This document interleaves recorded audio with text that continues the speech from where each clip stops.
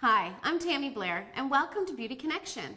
Well, the change of seasons are here, and that usually means a change in our hairstyles. So I'm here with Ange Young, and she's a stylist at Sunshrine, and she's going to talk to us about the ever so popular lightening and the reasons why you should do it in a salon versus doing home bleaching. Hi, Ange. Oh, yeah. So tell me what you did with your model here today. So this is Dana, and Dana came into us today with just her natural color, which is a level 7. Okay.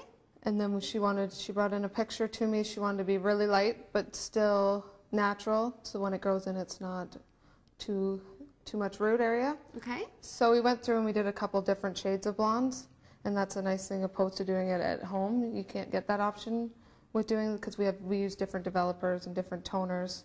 So today we used a purple toner because she wanted to see the pale light color. Okay. And so, yeah. Great. Yeah, that looks beautiful.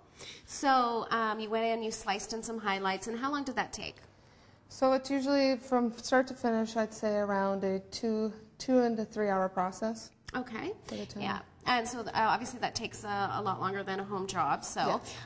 And probably because we're doing it a lot safer and healthier for the hair. Because if someone came in with previous highlights, you want to just make sure you don't overlap. That's a lot of problems we see come in, and then you have breakage and everything like that. So we can go through, and when we weave it through, we can go and put in where we need to. Perfect.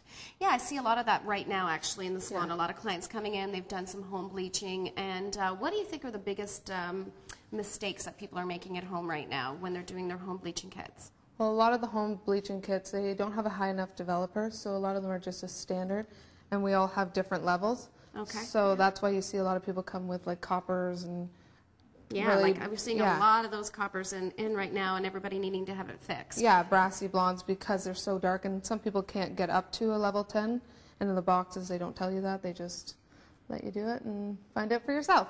If somebody wanted to be, a blonde, bombshell, and they had really dark hair, what would be the best process for them to do? So if someone comes in with a really dark, I just tell them that it's going to be a process. It's better to do it in stages, because if you go through and use too high, that's when you get the damage, and then it's not an option to go lighter. So just go through and do the highlights and work your way up there.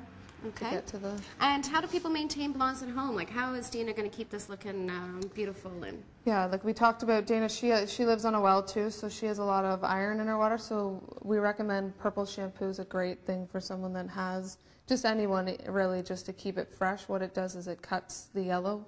A lot of people find it dulls out. So what it does is just brightens it up and gives it that fresh look. Well, Dana's hair definitely looks beautiful, and she looks ready for spring. So if blonding is something that you're looking to do this spring or summer, remember it pays to get it professionally done, and it'll probably save you money in the long run. Thank you for joining us this time on Beauty Connection, and we'll see you next time.